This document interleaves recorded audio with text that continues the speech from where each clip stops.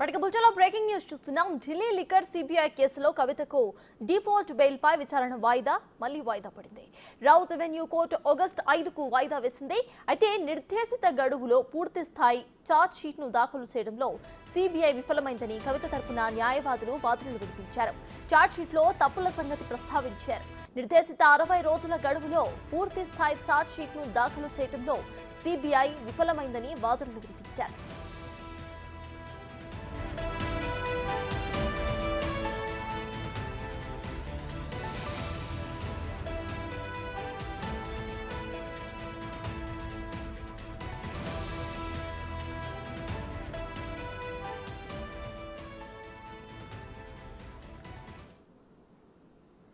మొత్తానికి Delhi liquor scam కేసులో కవితకు డిఫాల్ట్ బెయిల్ విచారణ మళ్ళీ వాయిదా పడింది. ఇదే విషయంపై పూర్తి డీటెయిల్స్ మా ప్రతినిధి శివ ఢిల్లీ నుండి లైవ్ లో అందించడానికి సిద్ధంగా ఉన్నారు. శివ, చెప్పండి, ఇటు కవితకి డిఫాల్ట్ బెయిల్ మళ్ళీ వాయిదా పడినట్టు తెలుస్తోంది. ప్రెసెంట్ అప్డేట్స్ ఏంటి? విచారణ ఎప్పుడయ్యే అవకాశం ఉందనుకోవచ్చు?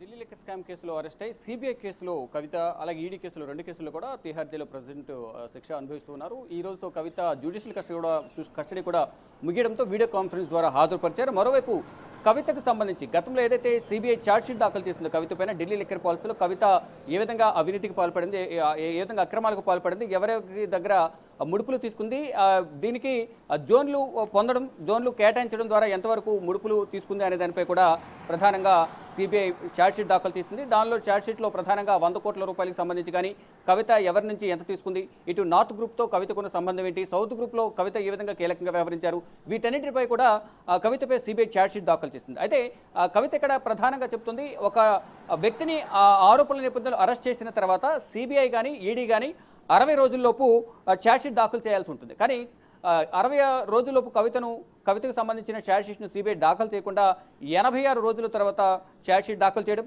దాంట్లో కూడా అనేకమైన అవాస్తవాలు ఛార్జ్షీట్లో నమోదు చేశారు, అనేక అభియోగాలు నమోదు చేశారు. అవి కూడా అవాస్తవాలు అంటూ కూడా కవిత తరపున న్యాయవాదులు డిఫాల్ట్ బెయిల్ పిటిషన్ దాఖలు చేశారు.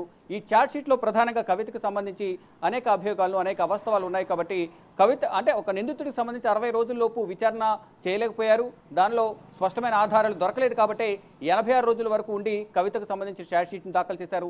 ఈ నేపథ్యంలోనే కవితకు డిఫాల్ట్ బెయిల్ మంజూరు చేయాలంటూ కూడా కవిత తరపున రౌజ్ అవెన్యూ కోర్టులో బెయిల్ పిటిషన్ దాఖలు చేశారు.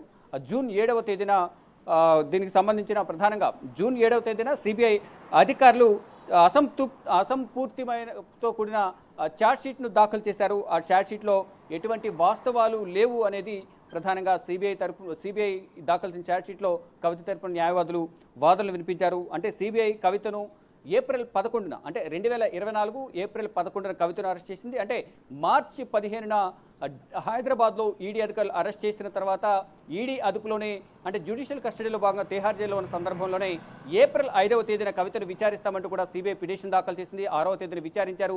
11వ తేదీన కవితను అరెస్ట్ చేశారు. 12వ తేదీన రౌజ్ అవెన్యూ కోర్టులో సిబిఐ కేసులో హాజరుపరిచిన తర్వాత 3 రోజుల సిబిఐ కస్టడీ ఇచ్చారు. దాని తర్వాత జ్యుడిషియల్ కస్టడీ ఈడీ సిబిఐ కేసులో కొనసాగుతోంది. మధ్యలో ఫస్ట్ మధ్యంతర బెయిల్ దాఖలు చేశారు. ఈడీ కేసులో తిరస్కరించింది రౌజ్ అవెన్యూ కోర్టు. తర్వాత రెగ్యులర్ బెయిల్ దాఖలు చేశారు. సిబిఐ ఈడీ కేసులో ఈ 2 పిటిషన్లు కూడా ఏప్రిల్ 23వ తేదీన రౌజ్ అవెన్యూ కోర్టు న్యాయమూర్తి తిరస్కరించారు. తర్వాత ఢిల్లీ హైకోర్టును ఆశ్రయించారు. ఢిల్లీ హైకోర్టులో కూడా తీర్పు రిజర్వ్ చేసిన తర్వాత మళ్ళీ బెయిల్ పిటిషన్లు తిరస్కరించారు. ప్రెజెంట్ సిబిఐ కేసులో డిఫాల్ట్ బెయిల్ పిటిషన్ దాఖలు చేసిన నేపథ్యంలో దీనిపై తదుపరి విచారణ అనేది ఆగస్టు 5కు వాయిదా వేశారు. ఇక నెక్స్ట్ ఒకవేళ ఇక్కడ కూడా డిఫాల్ట్ బెయిల్ కూడా తిరస్కరిస్తే ఢిల్లీ హైకోర్టులో కూడా 2 కేసులు కూడా బెయిల్ పిటిషన్ తిరస్కరించిన నేపథ్యంలో సుప్రీంకోర్టును ఆశ్రయించే అవకాశం కనిపిస్తుంది. అంటే సిబిఐ ఛార్జ్షీట్లో తప్పులు ఉన్నాయి కాబట్టి ఉన్నాయని కోర్టు కూడా పేర్కొందంటూ కూడా సిబిఐ దాఖలు చేసిన ఛార్జ్షీట్ పైన కవిత తరపున న్యాయవాదులు వాదనలు వినిపించారు.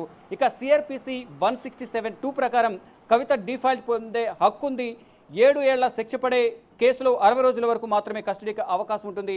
తాము డిఫాల్ట్ బెయిల్ పిటిషన్ దాఖలు చేసింది జూలై 6వ తేదీ నాటికి కవిత 86 రోజుల కస్టడీ పూర్తయిందని కవిత తరపు న్యాయవాదులు వాదనలు వినిపించారు. అంటే ఒక నిందితుడిని అరెస్ట్ చేసిన తర్వాత 60 రోజుల్లోపు మాత్రమే ఛార్జ్షీట్ దాఖలు చేయాల్సి ఉంటుంది. 86 రోజులు ఎందుకు తీసుకోవాల్సి వచ్చింది అంటే ఎటువంటి ఆధారాలు లేవు కాబట్టి అసంపూర్ణమైన ఆధారాలతో ఛార్జ్షీట్ను దాఖలు చేశారు కాబట్టి కవితకు సంబంధించి ఎటువంటి ఆధారాలు సిబిఐ వద్ద లేవు కాబట్టి అందువల్లే ఛార్జ్షీట్ను లేటుగా దాఖలు చేశారు 86 రోజులకు. అంటే దాదాపు 26 రోజులు లేటుగా దాఖలు చేశారు కాబట్టి సిబిఐ ఆరోపిస్తున్నట్లు కవిత దగ్గర ఎటువంటి వాస్తవాలు లేవు, ఎటువంటి ఆధారాలు దొరకలేదు కవితకు వ్యతిరేకంగా అనేది ప్రధానంగా కవిత తరపున న్యాయవాదులు వాదనలు వినిపించారు. ఇక ఇరువురు వాదనలు ఇటు సిబిఐ తరపున కవిత తరపున న్యాయవాదుల వాదనలు విన్న తర్వాత న్యాయమూర్తి కావేరి బవేజా ఆగస్టు 5వ తేదీకి కవిత డిఫాల్ట్ బెయిల్ పిటిషన్పై విచారణ వాయిదా వేశారు. సటస్ రైట్, థ్యాంక్ యూ శివ.